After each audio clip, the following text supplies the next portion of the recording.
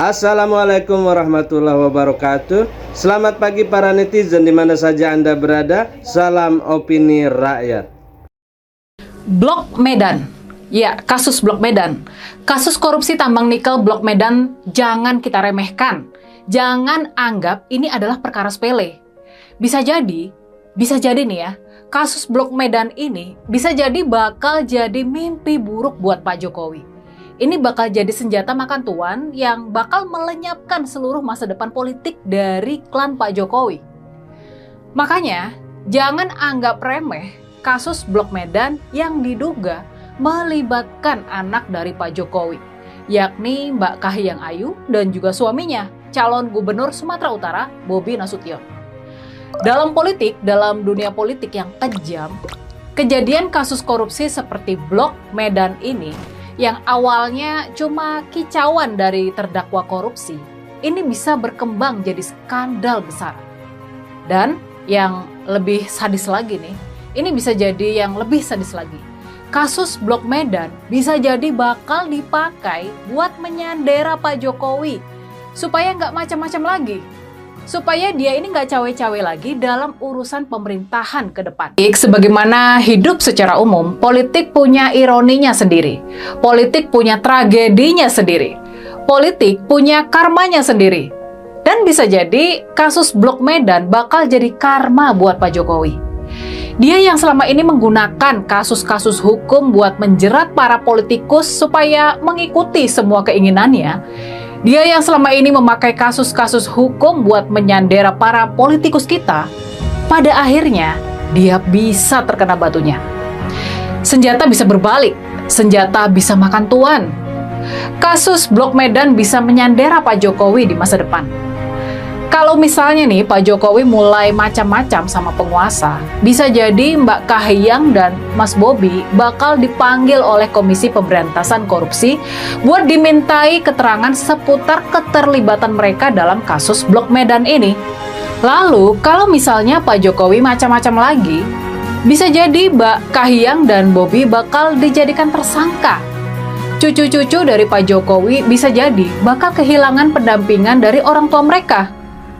Politik memang bisa jadi bakal sesadis itu. Makanya, jangan kita anggap remeh kasus Blok Medan ini. Kasus Blok Medan bisa menjadi tragedi hidup dari keluarga Pak Jokowi. Dan makanya juga, catatan penting kita, bisa jadi kasus-kasus seperti kasus Blok Medan inilah yang membuat Pak Jokowi jadi nggak bisa berhenti. Dia nggak bisa turun dari singgasana kekuasaan secara soft landing. Pak Jokowi dan keluarganya hanya mungkin buat nggak tersandera kasus Blok Medan bila mana mereka tetap punya kekuasaan yang masih cukup besar. Misalnya, bila mana Pak Jokowi punya partai politik yang cukup besar.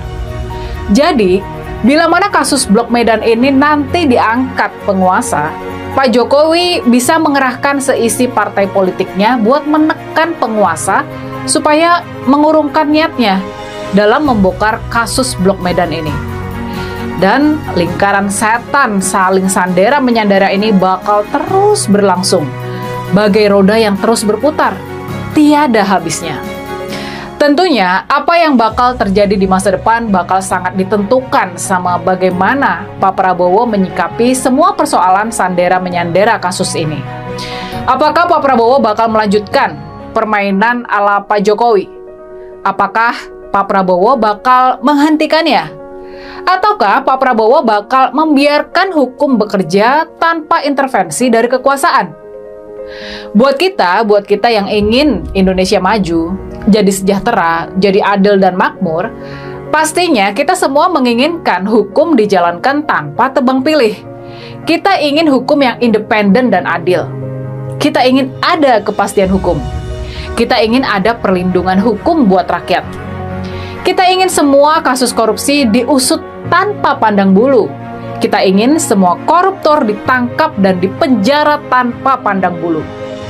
Tapi, mungkinkah kedaulatan hukum itu terwujud di negeri kita tercinta?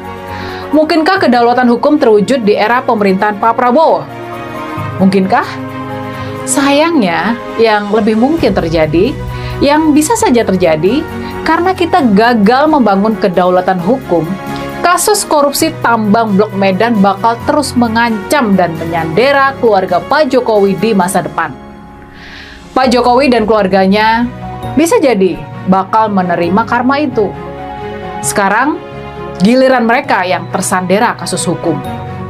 Dan sudah pasti, kondisi serba mencemaskan seperti inilah yang bakal membuat Pak Jokowi nggak bisa tidur nyenyak lagi. Sejumlah orang bermasalah masuk kabinet Prabowo Subianto.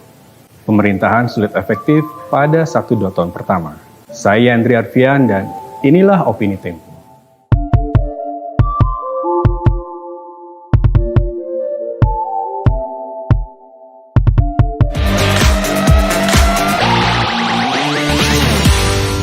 Masuknya sosok bermasalah ke Kabinet Merah Putih serta timbulnya kekacauan struktur dan lembaga akibat pemecahan kementerian memunculkan pertanyaan.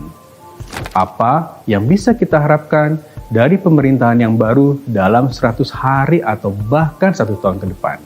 Setelah menyerukan persatuan dalam pidato perdananya sebagai presiden, Prabowo Subianto merangkul banyak orang dan mengakomodasi kepentingan oligarki sebagai politik balas budi. Selain memilih 48 menteri, ia menunjuk 56 wakil menteri serta membentuk 5 badan baru setingkat menteri.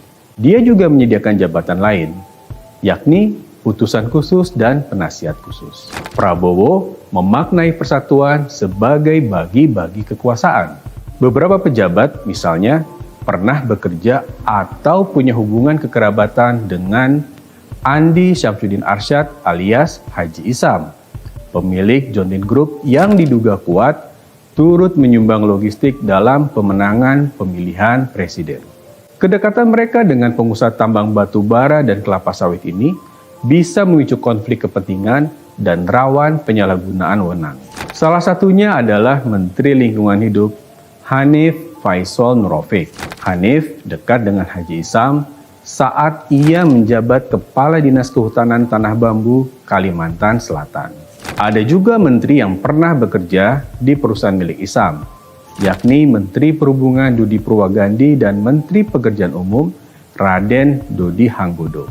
Wakil di Kementerian Kehutanan, Sulaiman Umar Sidik, malah lebih dekat. Ia adik ipar Isam. Prabowo juga menampung orang-orang yang pernah tersangkut masalah hukum. Wakil Menteri Hukum Edward Omar Syarif Hiraij pernah menyandang status tersangka suap di Komisi Pemberantasan Korupsi.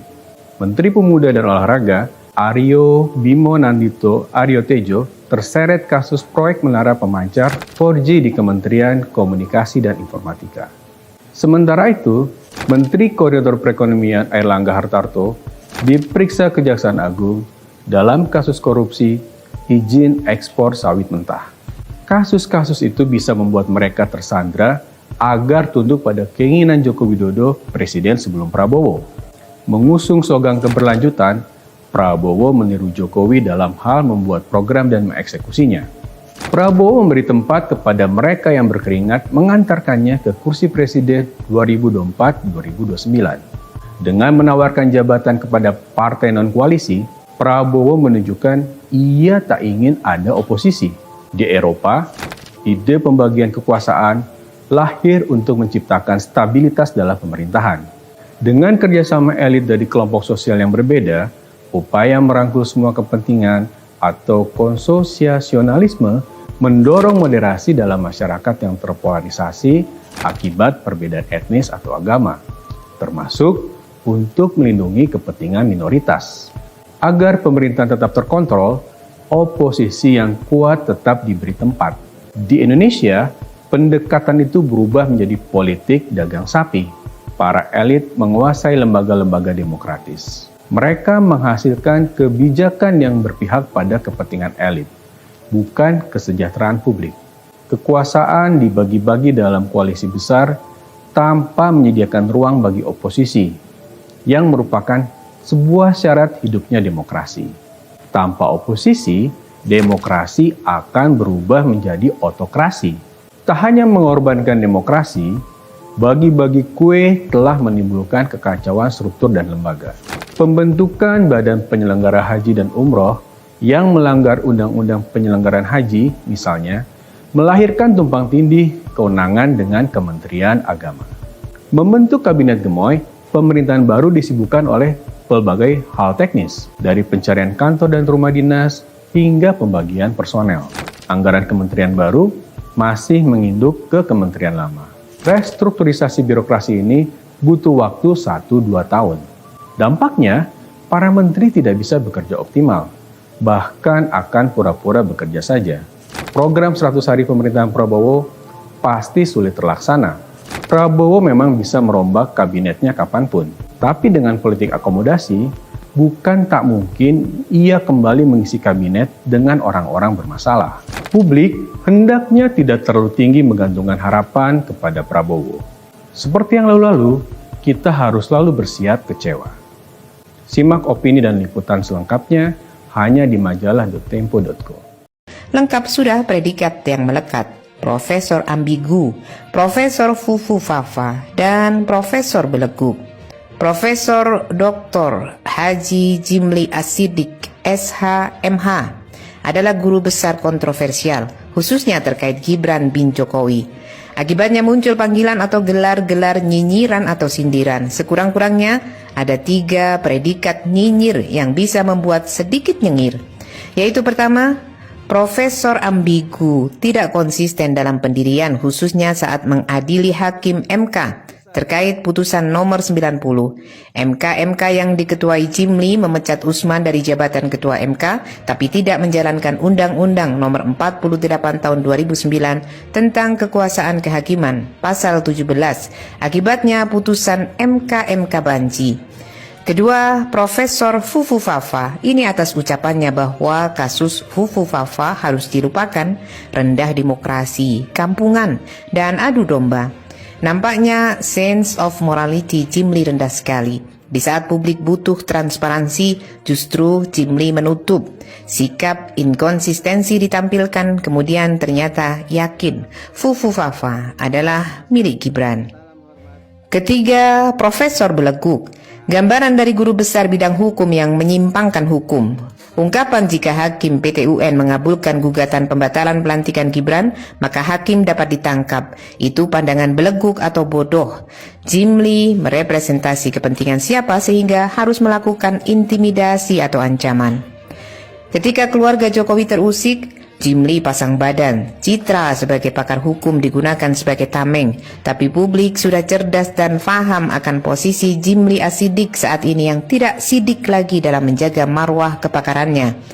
Tampaknya ia sudah kecemplung di kolam yang banyak kataknya. Berulang-ulang membaca Undang-Undang nomor 48 tahun 2009 tentang kekuasaan kehakiman, ternyata tidak ada satu pasal atau ayat pun yang menyatakan bahwa hakim dapat ditangkap jika konten putusannya salah, termasuk Hakim MK. Dari mana Jimli dapat dalil hukum? Jika sampai akhir hayatnya ia tidak melakukan koreksi atas pandangannya, maka Jimli Asidik memang Profesor Beleguk. Lengkap sudah predikat yang melekat. Profesor Ambigu, Profesor Fufu Fafa, dan Profesor Beleguk. Tidak terima? Hayu kita debat. Yang dirusak saat ini Sobat tidak netizen, hanya apa KPK pendapat Anda? dalam Silahkan pengertian ditulis di nilai-nilainya. kolom komentar. Mantan pimpinan KPK pun Terima udah kasih rusak telah menyaksikan akalnya. video ini sampai selesai. Meminta Salam menghapus hormat. pasal 2 dan pasal 3 Wassalamualaikum itu. warahmatullahi Itulah bedanya wabarakatuh. Jokowi dengan Anwar Ibrahim. Kalau Anwar Ibrahim, Sobat netizen, lo ya, apa pendapat harus Anda? semua ya. Silahkan ditulis di Ngeram kolom fokus komentar. semua ya. Lo pernah dengar Jokowi Terima ngomong kasih gitu? telah menyaksikan Pertama kali video hari ini pertama sampai Jokowi selesai. menjabat, ini dari Salam korupsi hormat. 34, bro. Wassalamualaikum Kita warahmatullahi pompa-pompa OTT wabarakatuh. dinaikin jadi 40. Datanglah undang-undang KPK jatuh ke 34. Balik lagi. Jadi sisi pemberantasan korupsi Jokowi is nothing. Negara rugi. Sebenarnya seperti IKN ini Jokowi bisa dihukum. Karena negara rugi. Kita berharap banyak Prabowo kalau memang betul dia mau tumbuh 8%, indeks persepsi korupsi 60, itu bisa dicapai karena uangnya besar. Tinggal hanya menghilangkan konflik of interest. Pastikan dia memenjarakan dulu orang-orang yang dia percayain. Itu baru keren. Kenapa itu akhirnya penyidik-penyidik itu bisa dipencet tombol yang saya bilang di remote? Lu sering dengar di media kan? Ini penyidik KPK ini di remote nih sekarang kan gitu kan? Karena itu tadi dia udah nggak, nilai itu udah berubah. Nggak ada lagi yang mengawasi nilai-nilai itu. Ya kan? Selalu ada justifikasi atau pembenaran, ini yang lebih dulu, ini yang lebih dulu. Di dunia ini ada 9 lembaga yang menilai kita. Kenapa kita dapat nilai 34? Mulai dari World Justice Project, kita dapatnya 25. Lu bayangin, cara lu melaksanakan hukum tuh lu dapat 25. Gua pergi ke Tanjung Priok, gua buka kontainer, dia bilang semula itu di dalamnya kunci Inggris. Satu kontainer kunci Inggris, bro. Bener nggak nih? Gua buka, taunya di dalamnya 7 BMW sepeda motor 1200 cc. Wow. Sampai orang bisa dapat miliaran di tahanan KPK, kan gitu. Ya kan? Yeah. Di institusi yang katanya memberantas korupsi, di belakangnya itu jadi neraka, bro. Yeah. Bahkan kok bisa nggak tahu itu pimpinan, padahal di meja pimpinan tuh ada kamera tuh. Gue bisa lihat setiap kamera tuh apa yang dilakukan orang. Dari gerakan aja kita tahu sebenarnya orang itu lagi ngapain gitu kan. Salam hormat. Wassalamualaikum warahmatullahi wabarakatuh. Sobat netizen, apa pendapat Anda? Silahkan ditulis di kolom komentar. Terima kasih telah menyaksikan video ini sampai selesai. Salam hormat. Wassalamualaikum warahmatullahi wabarakatuh.